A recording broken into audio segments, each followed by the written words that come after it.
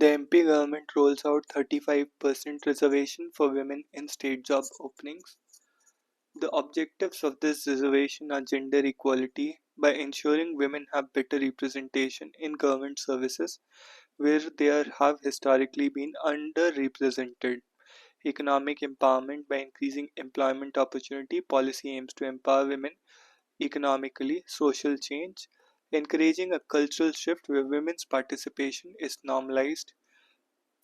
Do you think there is a need for reservation of women in government jobs? Yes, because they have faced historical disadvantages, and despite progress, there is still significant gender gap in employment, especially in leadership and decision-making roles within government. Further, there is a role model effect. Increased visibility of women in diverse roles can inspire future generations. Does this reservation policy align with the principles of equality as enshrined in the Constitution?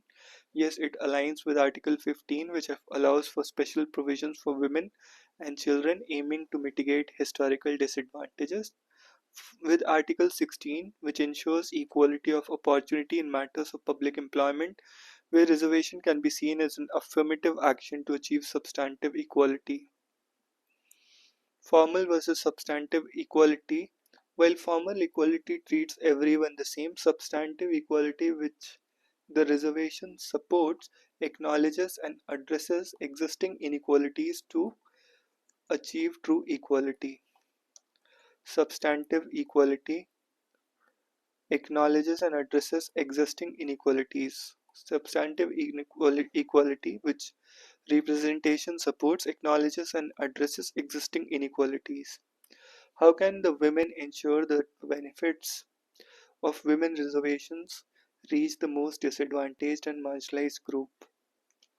Targeted outreach, conduct awareness and recruitment drives, intersectional approach, recognize intersectionality by creating sub-quotas or giving additional points to women from SC, ST or OBC or economically weaker sections.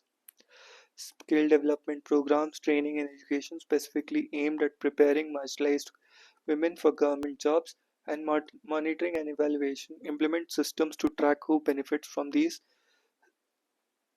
reservations. Should such reservations be extended to the private sector? Arguments: broader impact, corporate social responsibility, business autonomy. Private companies might argue for the right to hire solely based on merit, which they define. Implementation challenges. Enforcing such policies in the private sector could be logistically complex. Has reservation in panchayats benefited women? Yes, it has increased participation. It has led to greater empowerment with women gaining confidence. It has led to policy influence. Women who have influenced local policies often prioritize issues like water, sanitation, and education. However, challenges remain, including proxy governance by male relatives and social resistance in some areas. What are your views on recently passed Women's Reservation Bill? Positive aspects are legislative empowerment. It aims to ensure one-third of seats in the Lok Sabha and state assemblies are reserved for women. Signal of change. Passing this bill sends a strong message about India's commitment to gender equality in politics. Further concerns. There are concerns how effective this will be implemented, considering past delays with similar legislation. True representation. There is a need to ensure that these seats lead to genuine representation and not just symbolic presence. Critics argue that reservation policies compromise merit. How would you respond to such criticism in context of women's reservation? Misconception of merit. Merit is often conflated with existing societal privileges. Merit is often conflated with existing societal privileges. Women, especially from marginalized groups, might have equal or greater potential when given equal opportunity. Broader definition of merit. Merit should include diversity, different life experiences, and the ability to represent varied societal segments. Studies often show that diversity, including gender diversity, can lead to better decision making, organizational performance. Temporary measure. Reservations are often seen as temporary measures to correct historical imbalances with the long term goal being a society where such interventions are unnecessary. Death of 10 elephants in MP Kodo Millet. The death of 10 elephants in MP's Bandhavgarh Tiger Reserve, which was attributed to the consumption of kodo millet, Paspalum scrobi cutilum, infected with fungi, specifically due to high levels of mycotoxins, particularly cyclopyrazonic acid. The millet was likely contaminated due to environmental conditions like moisture and unseasonal rains, which fostered fungal growth leading to toxicity.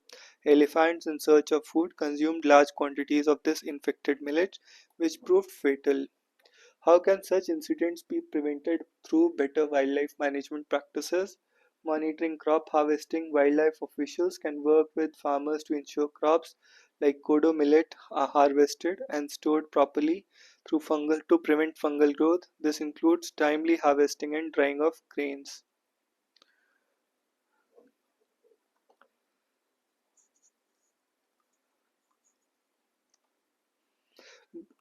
Establishing buffer zones or promoting alternative crops in areas close to wildlife habitats, community education, surveillance and rapid response, implementing systems for rapid testing of crops for mycotoxins, and having protocols for immediate action if contamination is detected. Enhancing habitat quality within reserves is to reduce the need for elephants to venture into agricultural areas. Project Elephant was launched in 1992 as a centrally sponsored scheme with an objective of conservation, protecting elephants, their habitat corridor, and rights of way, mitigating human-elephant conflict, reducing conflicts through measures like creating elephant corridor trenches and awareness programs, welfare, ensuring welfare of captive elephants, research and monitoring. Was Project Elephant a success, and what lessons can India draw from it to enhance the cheetah project? Population growth Project Elephant has seen some success in stabilizing or growing elephant populations. Continual research and adaptive management based on scientific data. Further, conservation requires long-term commitment, patience and funding. Lessons from the sustained efforts in Project Elephant. Kodo millet has rich in fiber, vitamins, minerals, gluten-free, easy to digest, and antioxidant. What are major threats to elephant population? Habitat loss, deforestation, urbanization and agricultural expansion, human-elephant conflict, diseases, linear infrastructure. MP's Neemuch solar project sets new benchmark, achieves record low tariff of 2.15 rupees per unit. North India's largest floating solar plant commissioned in Omkareshwar. MP's Neemuch solar plant sets new benchmark. MP's Neemuch solar plant sets new benchmark, achieves record low tariff of 2.15 per unit. Neemuch solar plant, Neemuch solar plant, Neemuch solar plant, floating solar plant in Omkareshwar. Neemuch solar plant, floating solar plant in energy, एक तो energy demand है, environmental concern, energy security. For national goals, the project supports India's target to achieve 500 gigawatt of non-fossil fuel capacity by 2030, with solar being a major contributor. International Solar Alliance, India's leadership in the ISA promotes global solar energy adoption. Sustainable development goals contribute to goals like affordable and clean energy 7, climate action 13, and sustainable cities 11. Is low tariff on solar energy sufficient enough to facilitate a transition away from fossil fuels? Not sufficient alone. While low tariffs make solar energy more competitive, several factors are crucial: infrastructure, storage solutions, policy support, public perception, etc. What financing models can the government explore to ensure the viability of solar projects? Public private partnerships, sharing risk and rewards between government and private entities, green bonds, issuing bonds specifically for financing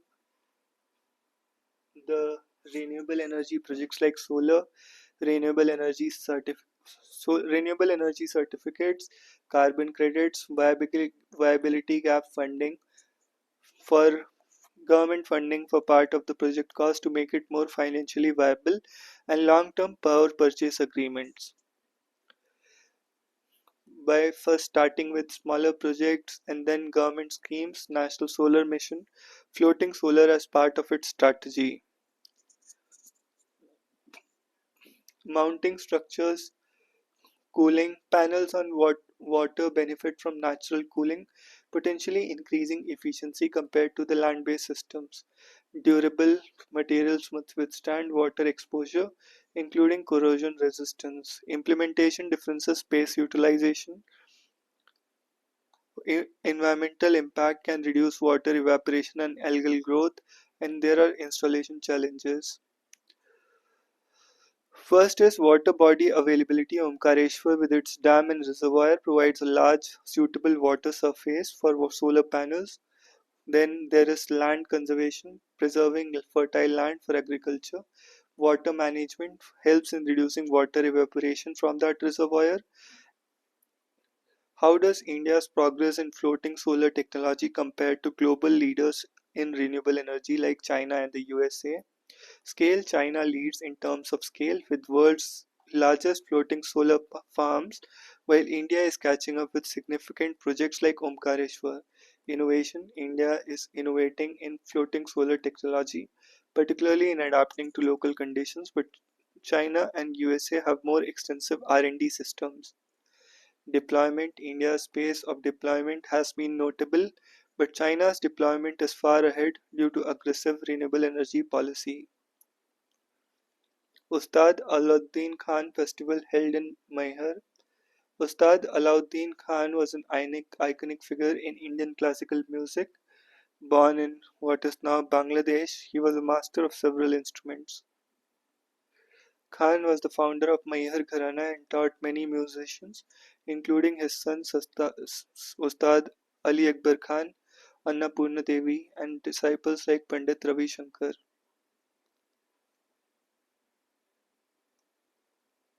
Brijnath Singh in 1918. Maihar became a significant cultural and musical hub due to Khan's presence.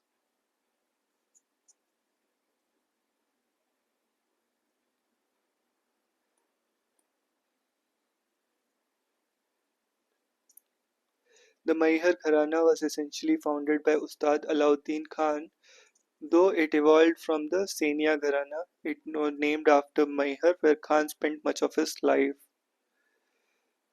Blend of vocal and instrumental style, bringing the gaiki to instruments like sarod, sitar, and violin. Notable disciples include Ravi Shankar, Ali Akbar Khan, Nikhil Banerjee. MP State Election Commission successfully conducts a paperless voting process for the first time in the country. Innovation in voting: it marks India's step towards modernizing its electoral process, transparency and efficiency. Paperless, faster vote counting due to real-time electronic tallying accuracy. Electronic systems can reduce errors associated with manual counting and recording. Encryption: all data, especially votes, should be encrypted to prevent unauthorized access or tampering. Secure network: use of secure, isolated networks to prevent hacking. Auditing: regular and comprehensive audits of the system. Backup systems have robust backup and recovery. Voter verified paper audit trail: even in paperless voting, having VVPAT can serve as physical backup for vote verification. Even in paperless voting, having VVPAT can serve as a physical backup. Software updates: transparency, open source code, or at least transparent development process to build trust in systems integrity.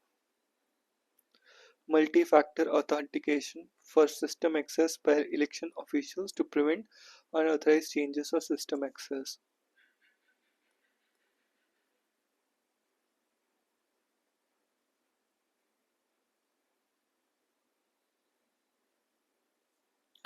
Madhya Pradesh becomes first state to offer Ayushan urban PHCs. Co-location of services. Madhya Pradesh has co-located Ayush services within the existing urban PHCs, meaning Ayush doctors and practitioners work alongside allopathic staff.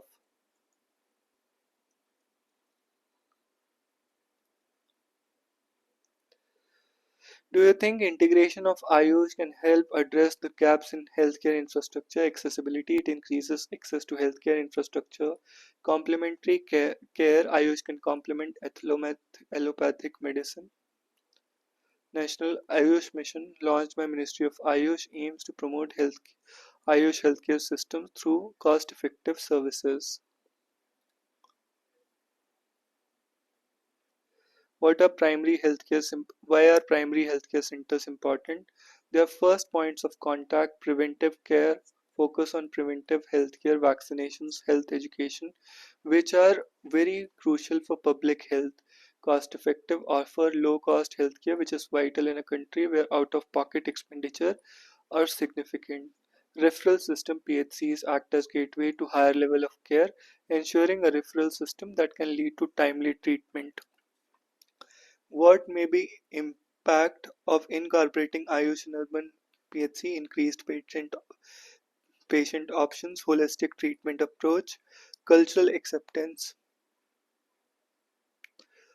First, standardization. Develop and enforce standardized protocols for Ayush treatments to ensure consistency and quality. Clinical trials. Conduct randomized controlled trials to assess the efficacy of Ayush interventions. Research funding. Increase funding for Ayush research. Collaborative research. Collaboration between Ayush and allopathic researchers. And peer review. Ensure all research goes through rigorous peer review process before acceptance. Third, regional industry conclave in Gwalior.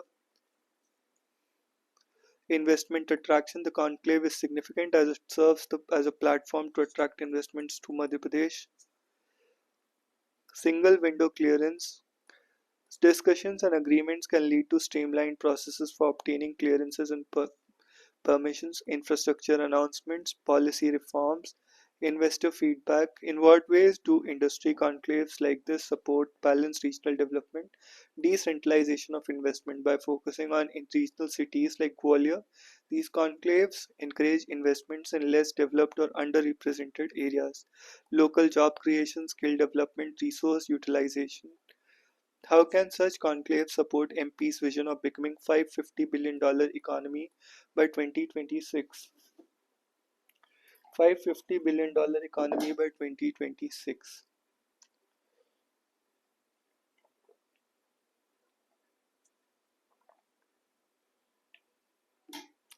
Attracting large investments by securing commitment from big industries. These conclaves can significantly boost the state's GDP.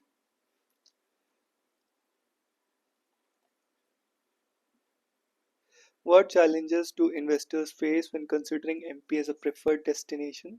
Infrastructure gaps, bureaucratic red tape, skilled workforce availability. Madhya Pradesh pledges Rs 40 crore aid to Kerala, Tripura amid natural disasters. Humanitarian assistance.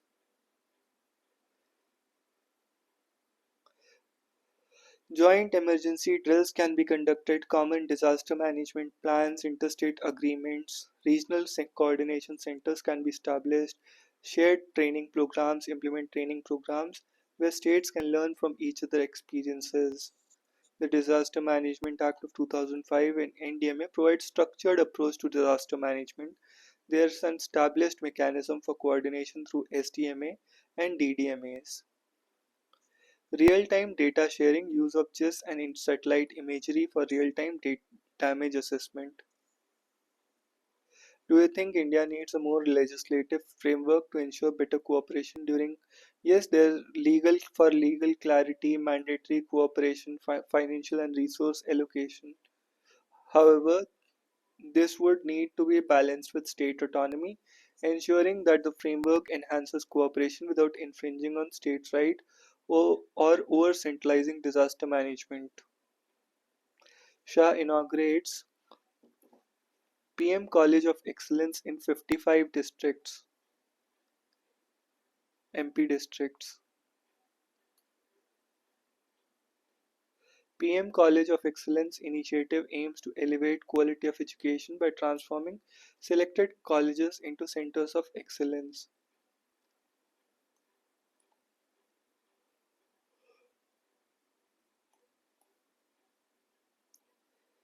Multidisciplinary education NEP advocates for a multidisciplinary approach, and these colleges will offer courses that integrate different subjects aligning with this vision. Positive aspects: accessibility, cultural resonance, inclusive education, standardization. There's a need for standardized Hindi medical and engineering terminology to maintain academic rigor. What are the long-term impacts of such initiatives? Skilled workforce, regional development, empowered local youth with education can lead to economic development. MP government approves 23.8 crore for National E-Vidhan application.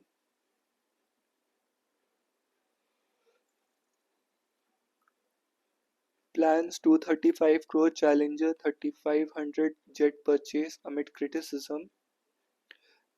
MP CM Mohan Yadav launches Lokpath mobile app for public.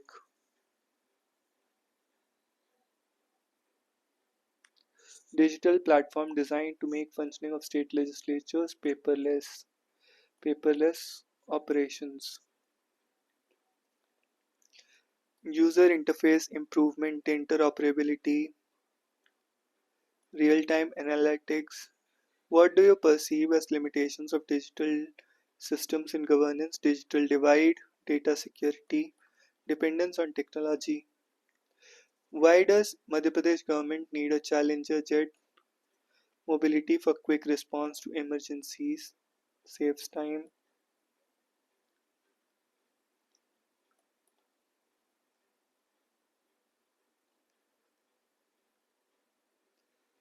Construction within tiger reserve corridors put wildlife and tourism departments at odds in Madhya Pradesh. Can such constructions be responsible for human wildlife What is the role of National Board for Wildlife?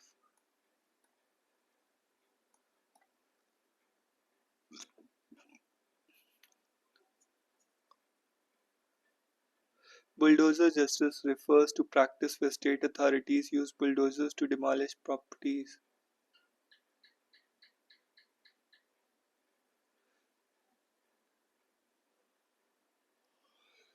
Legality: I would only proceed if there is a clear legal basis for demolition related to municipal laws or court orders, not merely because someone is accused of a crime. Ethical and moral compass: rights: I would be reluctant to infringe on fundamental rights like right to shelter, especially considering collective punishment aspect. Justice: understanding that everyone is innocent until proven guilty in a court would make me cautious about using demolition as a punitive right. Autonomy: as a district collector, maintaining administrative integrity means resisting political pressures if they contravene law or ethics. Public welfare: considering the social repercussions on families, especially if they're not involved in the crime, would be a significant factor against such actions. Court orders: if there's a judicial mandate, I would follow it, but I would ensure my actions are in line with Supreme Court guidelines to avoid legal repercussions. MPs Mansour to boil over stone throwing at temple during Eid procession.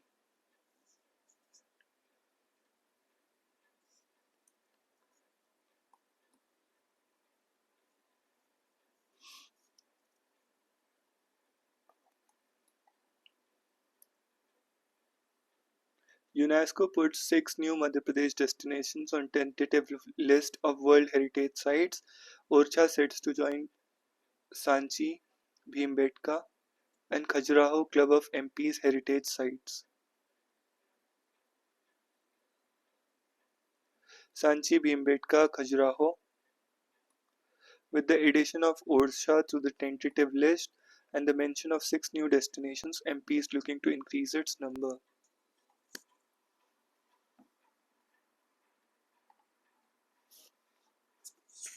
PM Swanidhi scheme MP is the best performing state. PM Swanidhi scheme, street vendor micro facility plan, affordable plans. Street vendors can take loans up to 50,000 in three tranches. MP simplified application process, streamlined the process for loan applications through common service centers or directly on the PM Swanidhi portal. What are primary challenges faced by street vendors in India and how do they impact their livelihoods? Lack of formal recognition. MP CM unveils 108 feet statue of Adi Shankaracharya in Omkareshwar. Adi Shankaracharya was 8th century Indian philosopher and theologian who is widely regarded as most influential figures in Hinduism.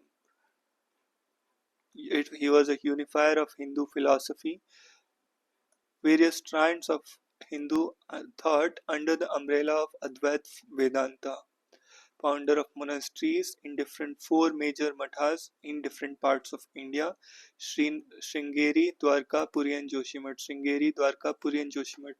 Sringeri, Dwarka, Puri and Joshimath. Sringeri, Dwarka, Puri and Joshimath. Revival of Sringeri. Advaita Vedanta, the core of Shankaracharya's philosophy is Advaita Vedanta, non-dualism. There is no distinction between individual soul and ultimate reality. The world is an illusion caused by ignorance and liberation from this cycle comes to the realization of one's true identity with Brahma, achieved through knowledge and meditation and a life of renunciation.